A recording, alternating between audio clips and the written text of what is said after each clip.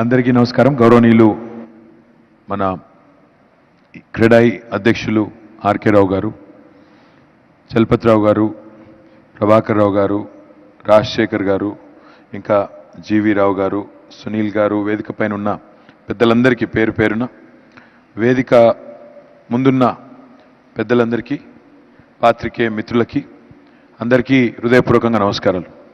ముందుగా I thank you all. ఎందుకంటే ఇది మూడోసారి మనం ఇదే హాల్లో కరెక్ట్గా ఇదే సందర్భంలో కలుసుకోవడం.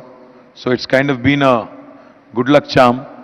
దీని సెంటిమెంట్ అనుకోండి, ఇంకోటి అనుకోండి, బట్ ఇట్లా కలిస్తే వర్కౌట్ అవుతుందని చెప్పి so hopefully this time also it will work out well and hopefully will come back victorious.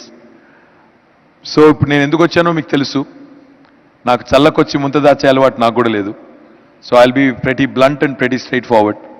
నేను వచ్చింది మీ మద్దతు కోసం, నేను వచ్చింది మీ బ్లెస్సింగ్ కోసం, మీ గైడెన్స్ కోసం. గత 6 ఏళ్లుగా నేనేం చేశానో ఒకసారి చెప్పి, మా ప్రభుత్వం ఏం చేసింది, గడిచిన 5-6 ఏళ్లుగా ఏ రకంగా హైదరాబాద్లో మరి గవర్నెన్స్ ఉండింది, ఈ విషయాలు ఒకసారి చెప్పి then I'll get into other issues. ఒకసారి దయచేసి 6 ఏళ్ల కింద ఉన్న ఒక వాతావరణాన్ని గుర్తు చేసుకోవాలని నేను కోరుతా ఉన్నాను. హైదరాబాద్ మీద ఎన్నో అనుమానాలు ఉన్నాయి. సరే, ఇంక దాని జోలికి నేను పోను. హైదరాబాద్ మీద ఆనాడు మన గ్రోత్ మీద ఎన్నో అనుమానాలు ఉండినాయి. ముఖ్యంగా నాకు అప్పుడు ఆ మధ్యన రియల్ ఎస్టేట్ ఫ్రెండ్స్ కానీ ఎవరైనా కలిసినప్పుడు నేను చెప్పేది, పదే చెప్పేది, నేను ఆ మధ్యన అసలు మేము గవర్నమెంట్లోకి వచ్చిన కొత్తలో 2014లో ఒక స్టేట్మెంట్ ఇచ్చాను. నా దగ్గర ఇంకా కూడా క్లిప్పింగ్ ఉంది. టైమ్స్ ఆఫ్ ఇండియాలోనూ ఇందులోనూ వచ్చింది. In 1 year Hyderabad will rock అని ఆ స్టేట్మెంటు అలా పెట్టిందనమాట. నేనే అనుకున్నాను తర్వాత, సరే చెప్పాను కానీ అది చేయగలుగుతామా, ఏం చేయాలి అని. But I can tell you in the last 6 years number of reforms that have come have helped bring in transparency into governance, have helped the people, have helped builders, developers and even the common man. మీరు చూస్తే కేవలం డబ్బులు ఖర్చు పెట్టడం మాత్రమే అభివృద్ధి కాదు. కేవలం డబ్బులు ఖర్చు పెట్టడం, ప్రభుత్వ పరంగా రోడ్లు వేయడం లేదా ఇంకోటి మాత్రమే అభివృద్ధి కాదు. ప్రోగ్రెసివ్ పాలసీస్ తీసుకొని రావడం, ప్రోగ్రెసివ్ ఐడియాస్తో రావడం, వాటిని కూడా సమర్థవంతంగా ఎగ్జిక్యూట్ చేయడం, ఆ తీసుకొచ్చిన రిఫార్మ్స్ని కూడా రియాలిటీలో ట్రాన్స్లేట్ చేసి మీకు ఆ ఫలం అందేలాగా చేసినప్పుడే డెఫినెట్గా గవర్నెన్స్కి అర్థం ఉంటుంది. ఈరోజు గౌరవ ముఖ్యమంత్రి గారు కొత్త మున్సిపల్ చట్టం తెచ్చారు, కొత్త పంచాయతీరాజ్ చట్టం తెచ్చారు, కొత్త రెవెన్యూ చట్టం తెచ్చారు, ఒక టీఎస్ ఐపాస్ లాంటి లెజిస్లేషన్ తెచ్చారు. మళ్ళీ ఈ మధ్యనే మనం టీఎస్ బీపాస్ తెచ్చుకున్నాం. ఇవన్నీ కూడా ఎందుకు అంటే all these reforms are ultimately to ensure that we bring in accountability, transparency and time bound delivery. ఇవి కరెక్ట్గా ఉంటే, గవర్నమెంట్ ఎనేబులర్గా ఉంటే, ప్రైవేట్ సెక్టర్ ఎప్పుడైనా కూడా ప్రాస్పర్ అయ్యేదానికి అవకాశం ఉంటుంది. కాబట్టే గౌరవ ముఖ్యమంత్రి గారు ఈ కార్యక్రమాలు చేస్తూ ఉన్నారు. ఇప్పుడు నాకు తెలుసు కొంతమంది మిత్రులు ఇక్కడ కూర్చున్న వాళ్ళకి ఈ నాన్ అగ్రికల్చర్ ప్రాపర్టీస్ రిజిస్ట్రేషన్ విషయంలో కొంత ఇబ్బంది అవుతుంది, నాకు తెలుసు. I know you haven't mentioned it, but let me tell you, మొన్న 25th స్టార్ట్ అవుతుంది అనుకున్నాము, అవ్వలేదు. మొన్న నేను బిల్డర్స్ ఫెడరేషన్ మీటింగ్కి వెళ్ళినప్పుడు అక్కడ ఒక మిత్రుడు మంచి మాట చెప్పాడు. పెద్దలు చెప్తారు, సాగర మథనం జరిగినప్పుడు ముందు హాలాహలం వచ్చింది, విషం వచ్చింది, ఆ తర్వాత అమృతం వచ్చింది. కాబట్టి ఒక పెద్ద రిఫార్మ్ తీసుకొచ్చేటప్పుడు, ఒక పెద్ద చేంజ్ తెచ్చేటప్పుడు మీకు రిజిస్ట్రేషన్లకి, మ్యూటేషన్లకి ఎవరి చేయి తడపక్కర్లేదు, ఒక పైసా లంచమే అక్కర్లేదు అన్నప్పుడు కొంత ఇబ్బంది కావచ్చు, తాత్కాలికంగా కొంత అసౌకర్యం కావచ్చు. కానీ ఐ అష్యూర్ యూ, డెఫినెట్గా ఈ reform will change the way the country is going to think about land registrations and mutations. కాబట్టి కొద్దిగా ఓపికగా ఉండండి, డెఫినెట్గా అయిపోతుంది. ఒకవేళ కాని పక్షంలో, ఒకవేళ ఈ 2-3 డేస్లో కాని పక్షంలో నేను తప్పకుండా ముఖ్యమంత్రి గారి దృష్టికి తీసుకెళ్ళి అవసరమైతే కొన్ని రోజులు తాత్కాలికంగా పాత పద్ధతిలో కొనసాగించేదానికి కూడా తప్పకుండా నేను వారిని ఒప్పిస్తానని చెప్పి కూడా నేను మాటిస్తా ఉన్నాను. ఎందుకంటే మీకు కొంత ఇబ్బంది అవుతుంది, లిక్విడిటీ, క్యాష్ ఫ్లో, రిజిస్ట్రేషన్స్ ఆగిపోవడం వల్ల మీరు కట్టాల్సినవి కట్టాలి, రావాల్సినవి రావు. కాబట్టి ఈ ఇబ్బంది ఉందని చెప్తా ఉన్నారు. I assure you, I'm conscious of the problem. మీరు చెప్పకపోయినా నేనే చెప్తున్నాను. కాబట్టి దయచేసి ఆ విషయంలో మీరేం కన్సర్న్ పెట్టుకోవద్దు, తప్పకుండా దాన్ని సార్ట్అవుట్ చేస్తాం. కానీ దానివల్ల అల్టిమేట్ మేము ఊహిస్తున్నది ఏంటి అంటే, అల్టిమేట్గా ఈ ధరణి వల్ల ధరణి ద్వారా ఏం చేయదలుచుకుంది గవర్నమెంట్ అంటే కేవలం రిజిస్ట్రేషన్స్ ప్రక్రియలో ట్రాన్స్పరెన్సీ మాత్రమే కాదు. Ultimately hour objective is larger. We would like to unlock the land value in the state of Telangana. The ownership might be vested with individuals. వ్యక్తుల చేతిలో ఉండొచ్చు, కంపెనీల చేతిలో ఉండొచ్చు, కానీ ఆ ల్యాండ్ వాల్యూని అన్లాక్ చేయాల్సిన బాధ్యత మన మీద ఉంది. అంటే ఏంటి? What am I trying to say? What I'm trying to say is, తెలంగాణని మొత్తం ఒకసారి రాష్ట్రంగా చూసుకున్నట్టయితే ప్రస్తుతం మన land mass, land extent is 1,12,000+ square kilometres, 1,12,000 చదరపు కిలోమీటర్లు. ఏకర్స్లో తీసుకుంటే 2,77,00,000 ఎకరాలు మొత్తం తెలంగాణలోని భూభాగం. ఈ 2,77,00,000 ఎకరాల్లో 1,55,00,000 ఎకరాలు మనకి వ్యవసాయ భూములు, అగ్రికల్చర్ ప్రాపర్టీస్ ఉన్నాయి. అవన్నీ ఆల్రెడీ ధరణిలోకి పోర్ట్ అయ్యాయి, ఆల్రెడీ రిజిస్ట్రేషన్ స్టార్ట్ అయ్యాయి, అవి నడుస్తూ ఉన్నాయి. మిగతా 1,22,00,000 భూమి ఏదైతే ఉందో, 1,22,00,000 ఎకరాల భూమి ఏదైతే ఉందో, అందులో సరిగ్గా 50%, ఆల్మోస్ట్ 66 lakhs వాగులు, వంకలు, నదులు, ఫారెస్ట్ భూములు, మైన్స్, ఇండస్ట్రీస్ వాటి కింద ఉన్నాయి. ఇక మిగిలిన 66 lakhs ఏదైతే ఉందో దానిలో జనావాసాలు ఉన్నాయి. జనావాసాలు అంటే గ్రామాలు, పట్టణాలు, ఇదంతా కూడా కలిపితే 66 లక్షల ఎకరాల్లో ఉన్నాయి. ముఖ్యమంత్రి గారి ఉద్దేశం ఏమంటే అగ్రికల్చర్ ప్రాపర్టీస్కి ఒక గ్రీన్ పాస్బుక్ ఇద్దాం. నాన్ అగ్రికల్చర్ ప్రాపర్టీస్ ఏవైతే ఉన్నాయో, ఉదాహరణకి మేమేమనుకున్నామంటే, ఎందుకంటే గత గవర్నమెంట్లో లెక్కలు కూడా లేవు, నేను చెప్తే మళ్ళీ ఎగ్జాజరేషన్లా ఉంటుంది కానీ వాస్తవం, మేము ఈ ప్రక్రియ ప్రారంభించినప్పుడు enlisting of properties in rural areas, గ్రామాల్లో స్ట్రక్చర్స్ ఎన్ని ఉన్నాయి, ఎంతమంది ఇంటి పన్ను కడుతున్నారు, ఎన్ని ఉన్నాయి, యాక్చువల్ స్ట్రక్చర్స్ ఎన్ని ఉన్నాయి, నాన్ అగ్రికల్చర్ ప్రాపర్టీస్ ఎన్ని ఉన్నాయి అని లెక్క తీస్తే ఇనీషియల్గా ఏమన్నారంటే ఉంటాయి సార్, ఒక 40 లక్షల దాకా ఉంటాయన్నారు. కానీ ఈరోజు యూ విల్ బి సర్ప్రైజ్డ్, ఇప్పుడు 97% దాకా ఆ గ్రామాల్లో ఉండే నాన్ అగ్రికల్చర్ ప్రాపర్టీస్ యొక్క డేటా అప్డేట్ చేశాము. 60 లక్షల ప్రాపర్టీస్ దాటిపోయింది. అంటే మా దగ్గర ఉన్న సమాచారానికి క్షేత్రస్థాయిలో ఉన్న పరిస్థితికి ఎంత తేడా ఉందో దాన్ని బట్టే చెప్పొచ్చు.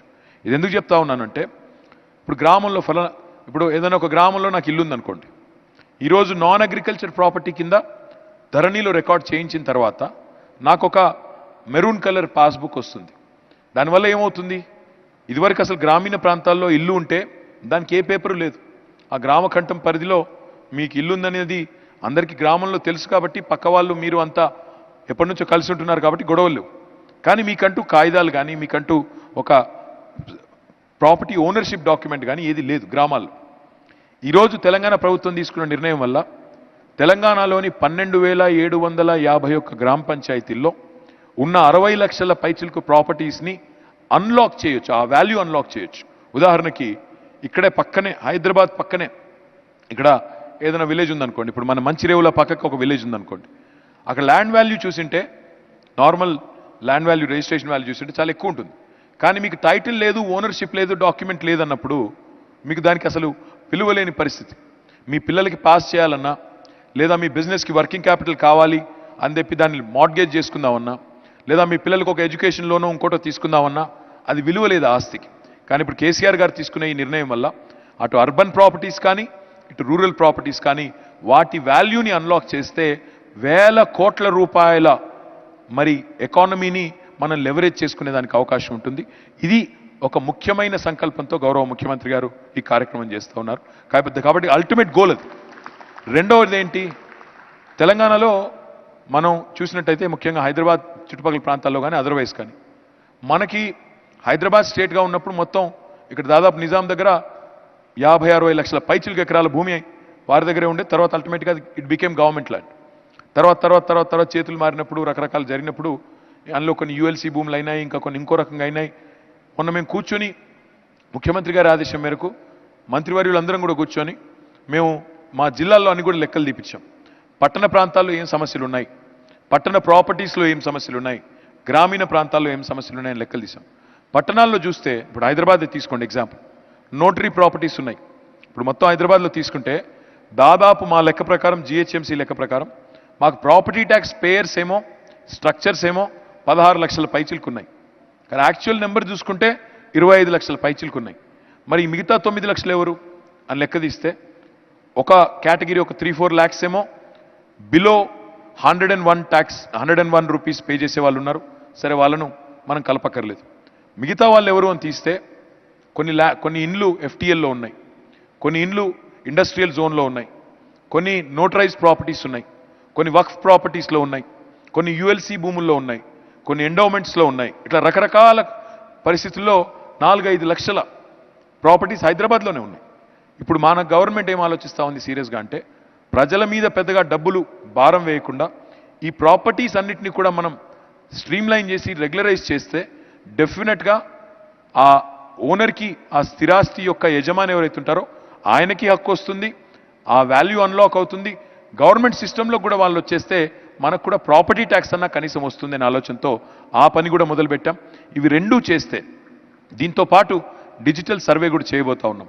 తెలంగాణలోని ప్రతి ఇంచ్ భూమిని కూడా మ్యాప్ చేసి క్రిస్టల్ క్లియర్గా, ఇప్పుడు చలపతిరావు గారికి ఒక 1000 గజాల స్థలం ఉందనుకోండి, ఆయన కుడివైపు ఎవరున్నారు, ఎడమవైపు ఎవరున్నారు, ముందుకెవరున్నారు, వెనక్కి ఎవరున్నారు, ఇదంతా కూడా డిజిటైజ్ చేసి లాటిట్యూడ్ లాంగిట్యూడ్తో సహా డిజిటల్ సర్వే చేసి నిక్షిప్తం చేసినట్టయితే ఇంకా హైదరాబాద్లో ఈ పంచాయతీలు ఆయన ల్యాండ్ ఈయన కబ్జా చేసుకోవడం, ఈయన దానిలోకి ఆయన ఎంక్రోచ్ అవ్వడం, డబుల్ రిజిస్ట్రేషన్లు, ట్రిపుల్ రిజిస్ట్రేషన్లు, ఈ నాన్ సెన్స్ అంతా శాశ్వతంగా పోవాలనే ఒక బలమైన ఎజెండాతో ఇదంతా చేస్తున్నాం తప్ప మాకేదో మిమ్మల్ని డిస్టర్బ్ చేయాలనో, మాకేదో మిమ్మల్ని ఇబ్బంది పెట్టాలనో, తాత్కాలికంగా మీకేదో కావాలని అసౌకర్యం కలిగించాలనో ఎజెండా కాదు. It's a larger goal and I'm telling you, we have been a pioneering state, a model state on number of counts for the rest of the country, and I can assure you, once we do this, ఇదే మోడల్ని మిగతా అన్ని రాష్ట్రాలు ఖచ్చితంగా copy కొడతాయి. మీరు చూడాలని చెప్పి నేను కోరుతా ఉన్నాను. ఇది మామూలు చేంజ్ కాదు, ఇట్లాంటి ఎన్నో చేంజెస్. ఇప్పుడు మున్సిపాలిటీలో కూడా ఎన్నో రిఫార్మ్స్ తెచ్చాం. Before I go in to anything else, let me also tell you 2 things quickly. Last 5 years హైదరాబాద్లో వాటర్ సప్లై బాగా చేసుకున్నాం. మీ అందరూ శివారు ప్రాంతాల్లో ముఖ్యంగా బిల్డర్స్ తెలుసు, మనం మెరుగ్గా చేసుకున్నామో లేదో తెలుసు. కొన్ని చోట్ల అయితే 14-10 రోజులకు ఒకసారి నీళ్ళు వచ్చే చోట ఈరోజు ఆల్టర్నేట్ డే వస్తుంది. రెండవది, పవర్ సప్లై చాలా బాగైంది. రోడ్స్ మీకు తెలుసు, SRDPలో ఫ్లైఓవర్లు, అండర్ పాస్లు చాలా కడుతున్నాం, కేబుల్ బ్రిడ్జ్లు, లింక్ రోడ్లు అయితే 137 లింక్ రోడ్లు కడుతున్నాం. We're opening new chunks of land, new areas where you can go on for economic activity. మీరందరూ డెవలపర్స్ కూడా రోడ్స్ బాగా చేసుకున్నాం. శానిటేషన్లో కూడా కలెక్షన్ ఎఫిషియన్సీ పెంచాము, మోడర్న్ రిఫ్యూజ్ కాంపాక్టర్స్ తెచ్చాము. మొన్ననే జవహర్ నగర్లో మీరు చూసింటారు, 20 మెగావాట్ల వేస్ట్ టు ఎనర్జీ ప్లాంట్ ప్రారంభించాము. మరొక 28 మెగావాట్లది కూడా శంకుస్థాపన చేశాము. ఇంకొక 2 డంప్ యార్డ్స్ పెడుతున్నాము, ఒకటి ప్యారేనగర్లో, ఇంకోటి లకడారంలో. ఒక జవహర్ నగర్కే మొత్తం పరిమితం అయిపోకుండా అక్కడ డంప్ యార్డ్ని కూడా క్యాపింగ్ చేశాము. సో శానిటేషన్లో కూడా కొంతమేరకు పురోగతి ఉంది. ఇప్పుడు చేయాల్సిందల్లా నేను ఒక మేజర్ టాస్క్ ఉంది, మేజర్ ఛాలెంజ్ ఉంది. నాలాస్, లేక్స్ అండ్ మూసీ, ఈ మూడింటిని కలిపి ఒక స్ట్రాటజిక్ ప్రోగ్రాం తీసుకొని రాబోయే 2-3 ఏళ్లలో మొన్న హైదరాబాద్కి ఏ పరిస్థితి అయితే వచ్చిందో మళ్ళీ రాకుండా చేయాలనే దృఢమైన నిశ్చయంతో నేనున్నాను. నేను ఇంకా ఈ ఎలక్షన్ తర్వాత కూడా ఇంకో 3 ఏళ్ళు అయితే మన గవర్నమెంట్ ఉంది, ఈ 3 ఏళ్లలోనే ఈ కార్యక్రమం కూడా చేయాలనే దృఢమైన సంకల్పంతో ఉన్నాం. తప్పకుండా దీన్ని కూడా చేసి తీరుతామని మీకు మాటిస్తా ఉన్నాం. నా విజ్ఞప్తిలా ఏమంటే, చెప్పాలంటే ఇంకా చాలా చెప్పొచ్చు. ఏ విధంగా హైదరాబాద్లో లా అండ్ ఆర్డర్ మెయింటైన్ చేశాము, ఏ విధంగా హైదరాబాద్లో ఈరోజు 5 లక్షల సీసీ కెమెరాస్ ఉన్నాయి. మొత్తం భారతదేశంలో ఉన్న అన్ని సీసీ కెమెరాస్లో 65% ఇక్కడే ఉన్నాయి. ఢిల్లీలో గిల్లీలో అన్ని కలిపితే కూడా 65% ఇక్కడే ఉన్నాయి. లా అండ్ ఆర్డర్ ఎంత ఎఫెక్టివ్గా ఉందో మీకు తెలుసు. ఒక మాటలో చెప్పాలంటే, పేకాట క్లబ్బు లేదు, గుడుంబా గబ్బు లేదు, హైదరాబాద్లో అమ్మాయిల్ని వేధించేదానికి కూడా అవకాశం లేదు, షీ టీమ్స్ ఉన్నాయి. అదే రకంగా ఈరోజు అల్లర్లు లేవు, మతకల్లోలు లేవు, దొమ్మిళ్ళు లేవు, ఏదీ లేదు. ప్రశాంతంగా హైదరాబాద్ ఉంది. ఈ 6 ఏళ్ళు ప్రశాంతంగా ఉన్నాం, అన్నదమ్ముల్లా కలిసి ఉన్నాం. ఎన్నో అనుమానాల మధ్యన ప్రయాణం ప్రారంభమైనా ఈరోజు ఏ అనుమానం లేకుండా, ఒకరినొకరు అనుమానంతో చూసుకునే అవసరమే లేకుండా, తెలంగాణ ఆంధ్ర గొడవ లేదు, హిందూ ముస్లిం గొడవ లేదు, ఏదీ లేకుండా ప్రశాంతంగా ఉన్నాం. అందుకే ఒక JLL రిపోర్ట్ ఇస్తే హైదరాబాద్ ఈజ్ రేసింగ్ అని వాళ్ళు చెప్తారు. ఒక నైట్ ఫ్రాంక్ రిపోర్ట్ ఇస్తే ఏ రకంగా హైదరాబాద్ పురోగతి సాధించిందో వాళ్ళు చూపెడతా ఉన్నారు. మీరు ఒకసారి చూడండి నైట్ ఫ్రాంక్ రిపోర్ట్. 2014లో హైదరాబాద్లో office space 0.3 million square metres, ఈరోజు 1.2 మిలియన్ స్క్వేర్ మీటర్స్.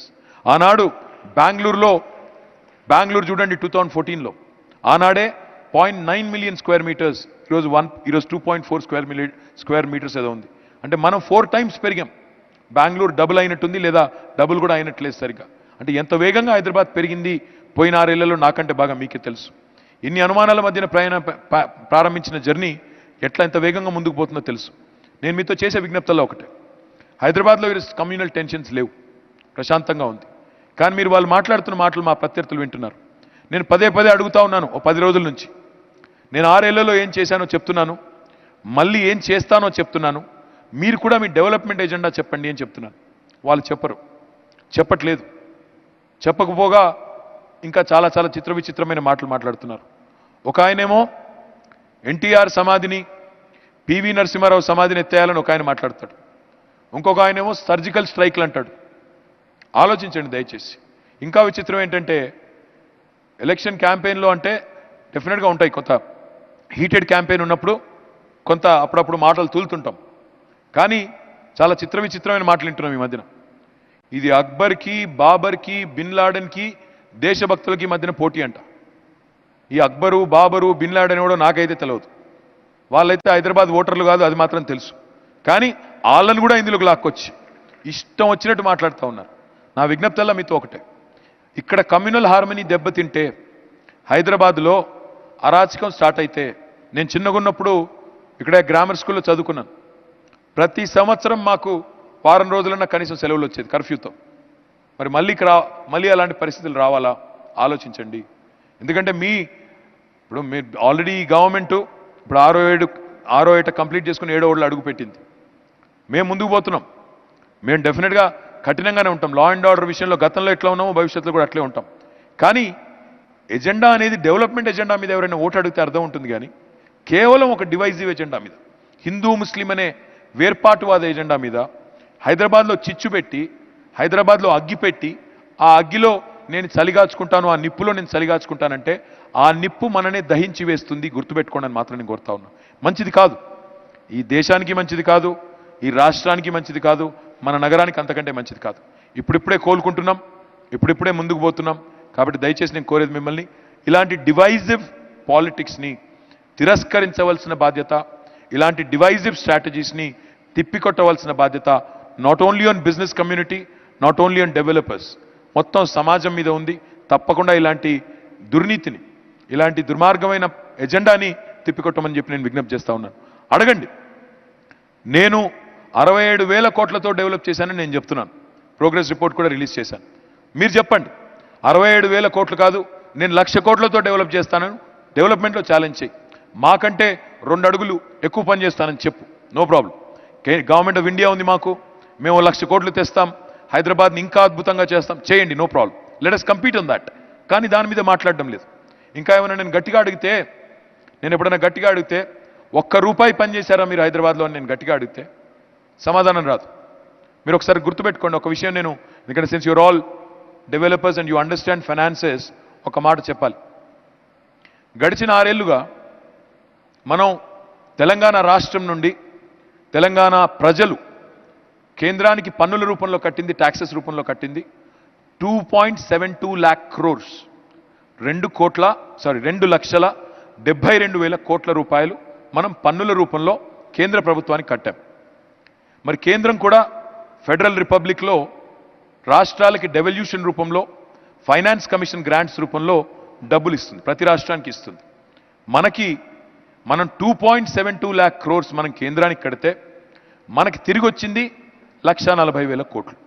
అంటే రూపాయి మనం ఢిల్లీకి పంపితే మనకు వెనక్కొచ్చేది 50 పైసలు. నేను మొత్తం రూపాయి తిరిగి ఇమ్మనట్లేదు. రూపాయి కడితే రూపాయి రావాలని లాజిక్లెస్గా నేను మాట్లాడను. ఎందుకంటే నాకు కూడా తెలుసు, కేంద్రం అన్నప్పుడు కేంద్రానికి రక్షణ ఉంటుంది, దేశ రక్షణ చూడాలి, రైల్వేస్ నడపాలి, బార్డర్ సెక్యూరిటీ చూడాలి, చాలా పనులు ఉంటాయి నాకు తెలుసు.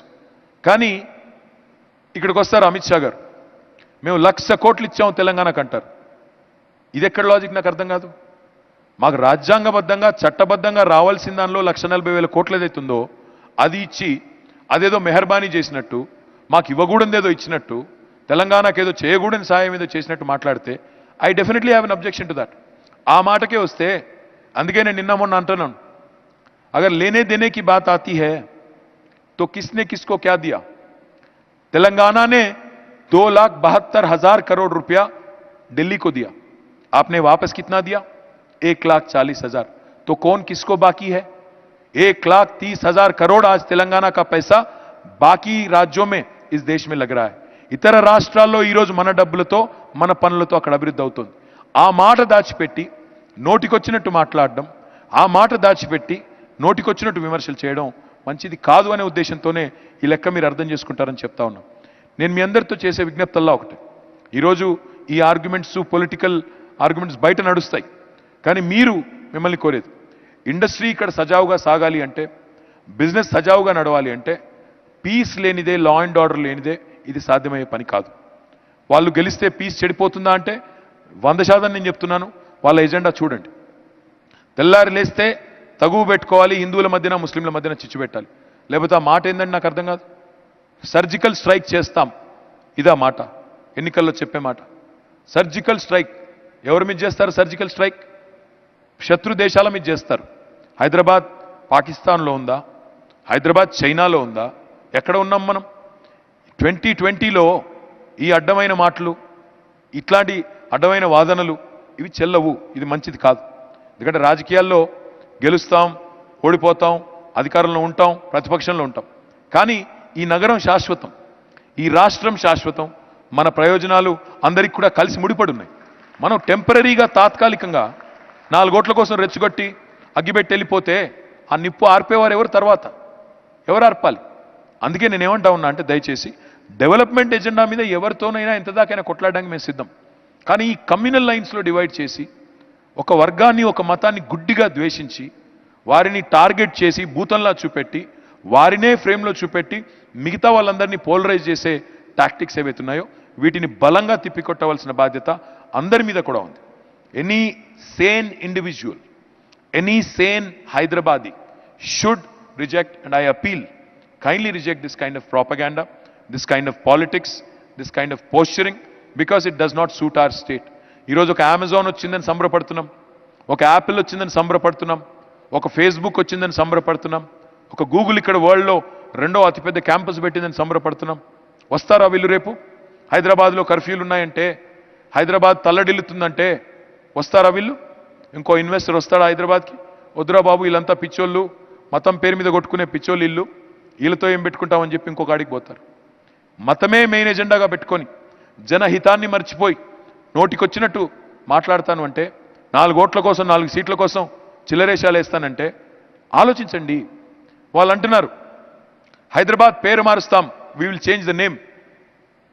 ఏం పేరు మారిస్తే నా పేరు నేను మార్చుకొని అమితాబ్ బచ్చన్ అని పెట్టుకుంటా అయిపోతాను? అమితాబ్ బచ్చన్ భాగ్యనగరం అని పెట్టేస్తే ఏమైపోతుంది? బంగారం అయిపోద్దా తెల్లారికి? ఆలోచించండి. నేమ్ చేంజర్స్ కావాలా, గేమ్ చేంజర్స్ కావాలా? ఆలోచించండి. డిసైసివ్ పాలసీస్ కావాలా, డివైజివ్ పాలిటిక్స్ కావాలా? ఆలోచించండి. తొందరపడకండి. ఆగమాగం అయిపోతున్నారు ఈ మధ్యన, ఆగమాగం అయిపోయి ఎక్కడోళ్ళు అక్కడ కన్ఫ్యూజ్ అయిపోయి వీటితో నడవదు.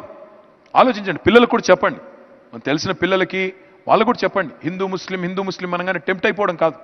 ఉద్వేగాలు ఈజీ, రెచ్చగొట్టడం ఎంతసేపు, చాలా చాలా ఈజీ. కానీ తెలంగాణ రాష్ట్రం ఏర్పడే వరకు మేము కూడా చాలా ఫెరోషియస్గా మాట్లాడాం. వాస్తవం, మేము కూడా చాలా ఫెరోషియస్గా తెలంగాణ రాష్ట్రం ఏర్పడాలనే కాంక్షతో చాలా మాట్లాడాం, చాలా పరుషంగా మాట్లాడాం. కానీ తెలంగాణ ఏర్పడిన తర్వాత ఒక్క మాట ఎక్కడన్నా పొరపాటున బ్యాలెన్స్ తప్పామా, లేదా ఎక్కడన్నా డివైజివ్ ఎజెండాతో పనిచేసామా, డిస్క్రిమినేషన్ చూపెట్టామా? ఆలోచించండి. 6 ఏళ్ల మా ఆచరణ, 6 ఏళ్ల ఈ ప్రభుత్వ ఆచరణ మీ ముందు ఉంది. నేను అందుకే అడుగుతా ఉన్నాను, మీకు ఎలాంటి హైదరాబాద్ కావాలి? ఆలోచించుకోండి. అభివృద్ధితో కూడిన, ప్రగతితో కూడిన హైదరాబాద్ కావాలా, లేదా అరాచకంతో కర్ఫ్యూలతో నిండిన హైదరాబాద్ కావాలా?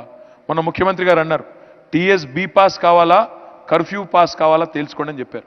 ఇంకా ఆ తర్వాత మీ ఇష్టం. నేనేమన్నా అంటే ఇంతకంటే ఎక్కువ నేను చెప్తే కూడా బాగోదు, ఇంకా భయపెట్టినాను అనుకుంటారేమో. భయపెట్టడానికి చెప్పట్లేదు, మీకు ఉన్న వాస్తవాలు మీ ముందు పెడుతున్నాను.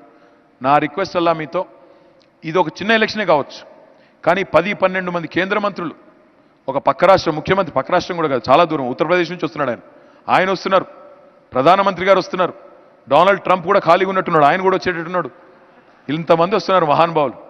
కాబట్టి ఇంతమంది పెద్ద పెద్దోళ్ళు వచ్చినప్పుడు మరి మాలాంటి చిన్నోళ్ళకి, చిన్న పార్టీకి మీలాంటి వాళ్ళందరూ సపోర్ట్ ఉంటేనే మేము గెలిచేది, మేము ఉండేది. కాబట్టి దయచేసి మీ ఆశీర్వాదం, ఎందుకంటే వాళ్ళందరూ వాళ్ళందరూ పెద్ద పెద్దోళ్ళు, చాలా పెద్ద పెద్దోళ్ళు, అమిత్ షా గారు, ప్రధానమంత్రి గారు, జేపీ నడ్డా గారు, ఇంకా చాలా చాలా పెద్ద పెద్ద మనుషులు వస్తున్నారు. వచ్చేటప్పుడు ఏమైనా పట్టుకొస్తారేమో అని కూడా అనుకుంటా ఉన్నాం మరి నేను. ఎందుకంటే మొన్న అడిగాం వరదలప్పుడు, అయ్యా మరి సాయం చేయండి మాకు హైదరాబాద్కి వరదలు వచ్చినాయంటే ఇంతవరకు అయితే చేసిందేం లేదు, గుండు సున్నా. కర్ణాటకకి వరదలు వస్తే 4వ రోజు ఇచ్చారు. కర్ణాటకకి వరదలు వస్తే 4వ రోజే 670 కోట్ల రూపాయలు వెళ్ళిపోయినాయి ముఖ్యమంత్రి గారు ఉత్తరం రాయంగానే. గుజరాత్కి వరదలు వస్తే అసలు అక్కడ వరదలు వచ్చాయలేవో కూడా నాకు తెలియదు, కానీ అక్కడ 500 కోట్లు అక్కడ ఇచ్చారు. మనకు వచ్చి ఇప్పటికి 8 వారాలైంది. ముఖ్యమంత్రి గారు ఉత్తరం రాశారు, అయ్యా మాకు సాయం చేయండి అని. ఉలుకు లేదు పలుకు లేదు, ఇప్పటివరకు కనీస స్పందన లేదు. అప్పుడెవ్వరూ కనబడలేదు, అప్పుడు అందరూ ముఖం చాటేశారు కేంద్ర మంత్రులు. ఇప్పుడు మాత్రం తండోపతండాలుగా గుంపులు గుంపులుగా వస్తున్నారు. నో ప్రాబ్లం, హైదరాబాద్ ఆతిథ్యం చూపెడదాం, ఇరానీ ఛాయ్ తాగమందాం, హైదరాబాదీ బిర్యానీ తినమందాం, రాంగనో పొంగనో కేబుల్ బ్రిడ్జ్ చూసి తర్వాత ఫ్లైట్ ఎక్కిపోతే పర్వాలేదు. కానీ ఇక్కడికి వచ్చి మేము ఇచ్చేవాళ్ళం మీరు తీసుకునేటోళ్ళు అంటే నేను కూడా లెక్కలు చెప్పాల్సి వస్తుంది. మేము ఇచ్చేవాళ్ళం మీరు తీసుకునేవాళ్ళు కాదు, మాకే మీరు బాకీ ఉన్నారు గుర్తుపెట్టుకోండి అని వాళ్ళకి యాద్ చేయాల్సిన పని బాధ్యత మన మీద ఉంది, నా మీద ఉంది.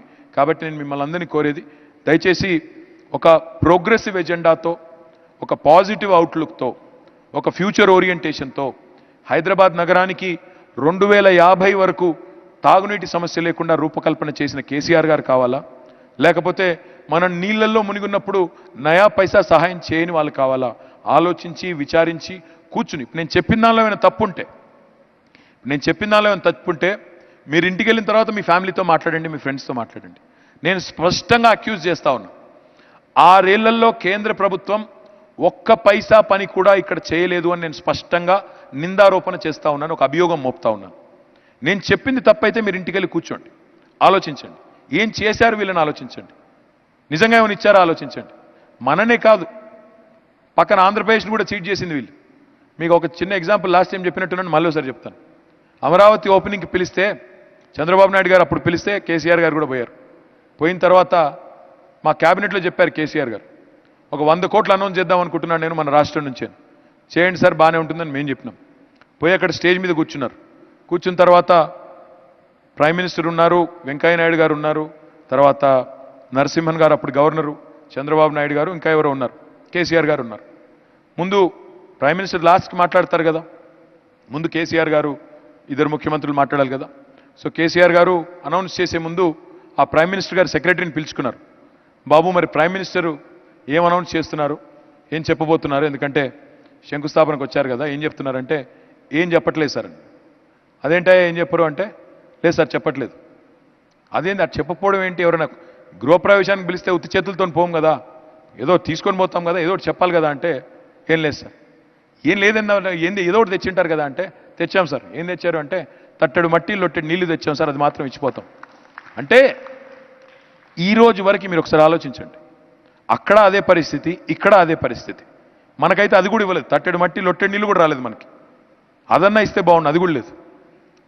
నా ప్రాబ్లం ఎలా అయిందంటే ఇవ్వకపోగా మీదికెళ్ళి మళ్ళీ పోజులు, హమ్నే ఏ దియా ఓ దియా, ఏ కర్ దియా ఓ కర్ దియా.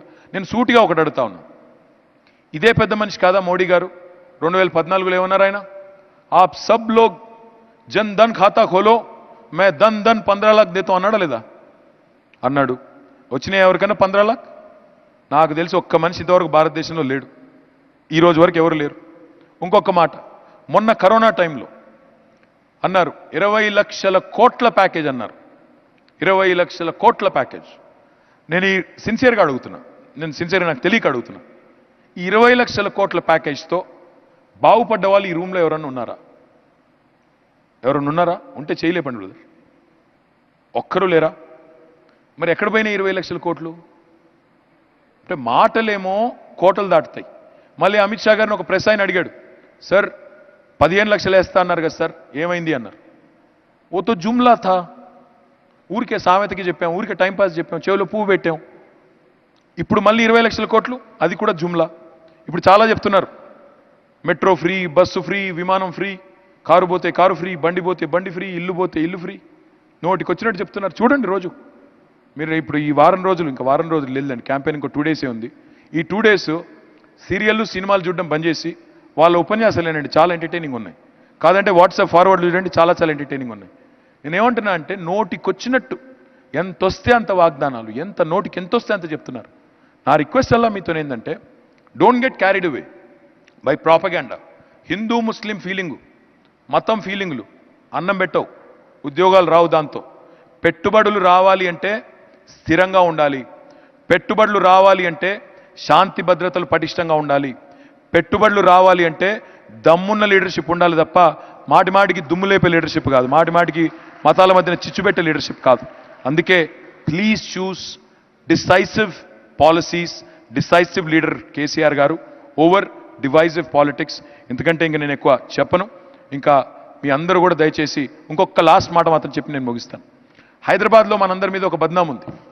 అందరూ హైదరాబాదీల మీద, ముఖ్యంగా చదువుకున్న వాళ్ళ మీద. మీరు ఓట్లేయరు, ఓటింగ్కి రారు. ట్విట్టర్లో బాగా యాక్టివ్గా ఉంటారు, వాట్సాప్లలో సూపర్ యాక్టివ్గా ఉంటారు, ఫేస్బుక్లలో ఏమో యాక్టివ్గా ఉంటారు, కానీ ఓట్లకు మాత్రం రారు. కానీ ఇంట్లో కూర్చుని ఈ గవర్నమెంట్ బాగాలేదు, ఆ గవర్నమెంట్ బాగాలేదు, ఈ మంత్రి ఇలాంటోడు, ఆ మంత్రి అలాంటోడు, ఈ కామెంట్స్ మాత్రం విస్తృతంగా విశృంఖలంగా ఉంటాయి. వాటి వల్ల ఏం అవ్వదు. ఎందుకంటే people who vote in a democracy they count, others don't. ఎవరైతే ఓటు వేయరో, ఓటింగ్కి రారో వాళ్ళకి ప్రశ్నించే హక్కు లేదు, ప్రజాస్వామ్యంలో వాళ్ళకి పాత్ర కూడా లేదు. కాబట్టి దయచేసి నేను మీకు విజ్ఞప్తి చేసేది, ఈ గవర్నమెంట్ ఉండాలి, బానే ఉంది, బానే చేస్తున్నారు అనుకుని ఇంట్లో కూర్చుంటే లాభం లేదు. మీరు ఇంట్లో కూర్చుని నాకు మారల్ సపోర్ట్ ఇస్తానంటే నాకు అక్కర్లేదు. బయటికి రండి, ఓటేయండి, గట్టిగా నిలబడండి, అవసరమైతే గంట సేపు లైన్లో నించొని దయచేసి ఓటేసి దయచేసి ఈ ప్రభుత్వాన్ని, మంచి పనులు చేస్తున్న ప్రభుత్వాన్ని కొనసాగించండి. మీ ఆశీర్వాదం ఇవ్వండి అని కోరుతూ మళ్ళొకసారి పెద్దల విషయాలు చెప్పారు. 2-3 రిజిస్ట్రేషన్స్ ఒకటి చెప్పారు, రెరాతో లింక్ చేయమని చెప్పారు. That is of course something that I agreed to during the launch of TSB pass. ఇంకా టాక్సేషన్ ఇష్యూస్ కూడా చెప్పారు చలపతిరావు గారు. I'll certainly look into it. I wanted to talk about future infrastructure projects, but we'll do that at a later stage. I'll be around for some more time. So thank you very much once again for organizing this event. Wonderful, and enjoy your evening. Thank you.